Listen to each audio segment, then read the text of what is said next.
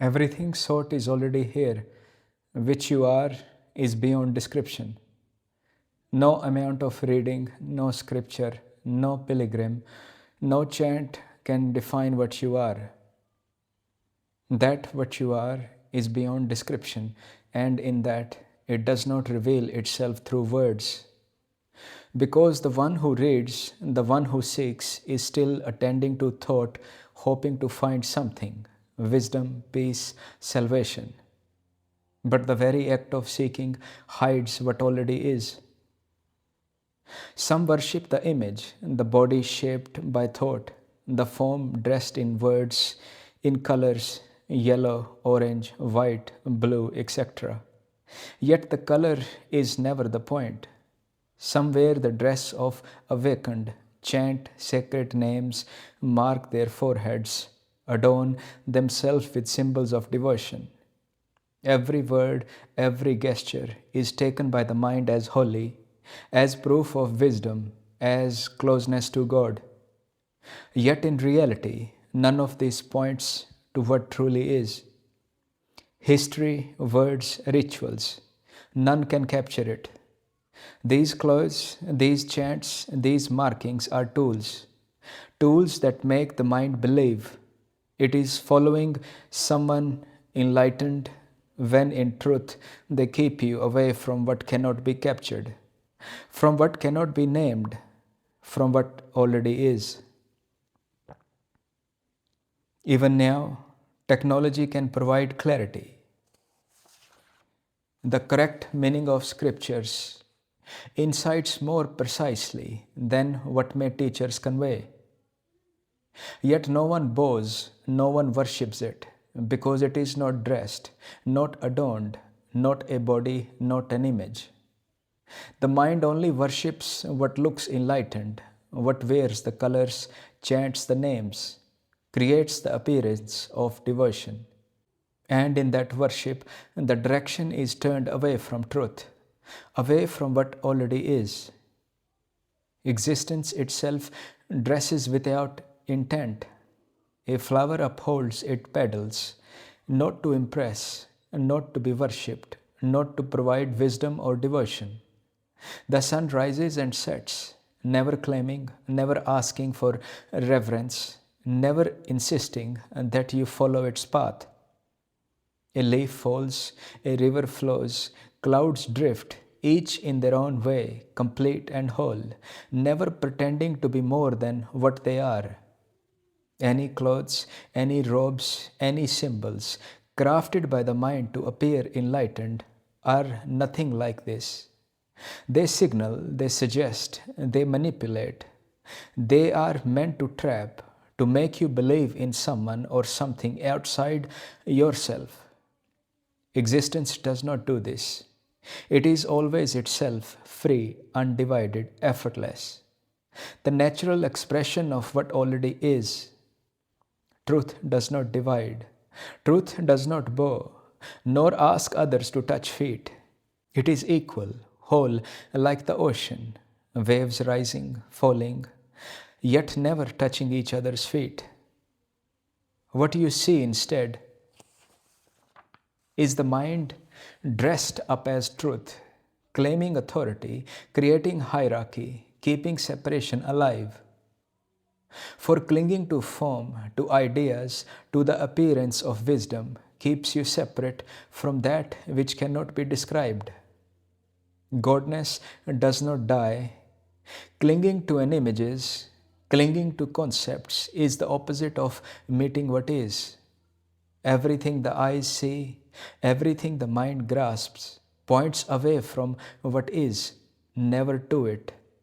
Every word ever written, from the beginning of language to the end of humanity, can only point, none can contain. No form, past or future, has ever been or ever will be the truth itself. Truth does not disappear, it always is. All understanding, all methods, all beliefs are movements of the same mind trying to grasp the ungraspable. Whether one dips in holy water, chants sacred names, or reads from ancient books, the attention remains on becoming. To become healthy, to become wealthy, to become enlightened. But that which truly is cannot be achieved. It already is. From it, all possibilities arise, including desire, including thought. The mind, conditioned through generations, becomes the veil. The same mind that suffers also holds the key, not through effort, but through emptiness. The quiet space that observes the mind's movement without getting lost, without becoming a thought itself. Even now, with books replaced by screens, voices transmitted through wires, the same distortion continues. Even now, with sacred text passed through generations, their essence is often misunderstood, not because the texts are flawed, but because they point to that which is beyond understanding. Technology, like ebooks, reflects the mind it passes through. It can clarify or it can mislead. Thought moves only in memory, in what is already known, in what has been seen, named. But that which you truly are has never been known.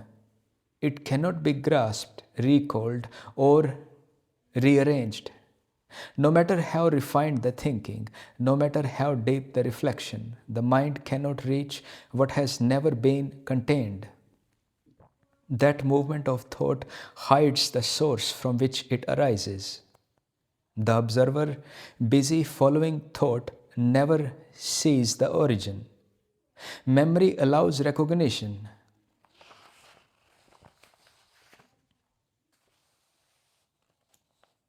If you see a tree, later you can revisit it in memory. The observer works the same way. Once it recognizes itself, it knows instantly, without object, without name, beyond memory. This knowing is not a notation in memory. It is immediate, timeless, spaceless. Recognition arises and is already present. It is never lost, never acquired, never revisited as thought. That is why direct knowing cannot be taught. It can only be pointed to, directly experienced. Any claim of teaching it is a projection of the mind, and following such claims keeps one trapped in more beliefs, more effort, more endless seeking. Practical knowledge may serve the world, but direct knowing, the experience beyond mind and concept, cannot be interpreted, distorted, or corrupted. Belief in words, in teachers, in text will not reveal the truth. You must see through this programming, observe the false filters through which life is perceived, and experience witnessing directly. Until that is seen, truth remains only what is heard or read, an echo within thought. And even when witnessing awakens, it cannot be made into method. For the moment it is claimed, taught, shared as understanding, it becomes memory, a reflection of what was once alive. No one can teach direct experience, for it does not belong to the one who seems to teach. That teacher is only the mind's projection, an image appearing within the same consciousness that listens. Experience reveals itself, like light reflected on water, the same truth shining in all beings. To claim it as one's own is to veil it. The living truth cannot be possessed or taught. It can only be unspoken, undivided, everywhere, already here, always, already here.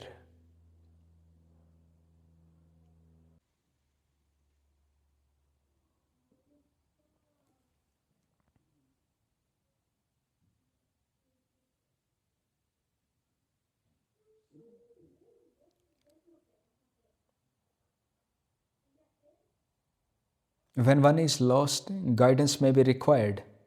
Not guidance that claims truth, not guidance that creates another object to follow, but guidance that clears misunderstanding, that reveals the traps of belief, the illusions of birth and death, of disease, of old age, of separation and fear. This guidance does not point to a person, does not create an image to worship, does not promise salvation through attachment.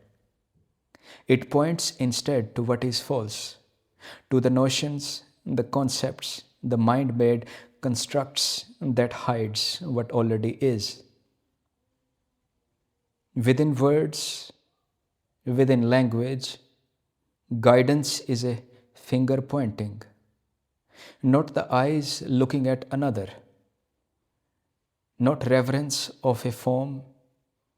It is the map that dissolves illusion, so that the mind can stop seeking, so that direct knowing may awaken.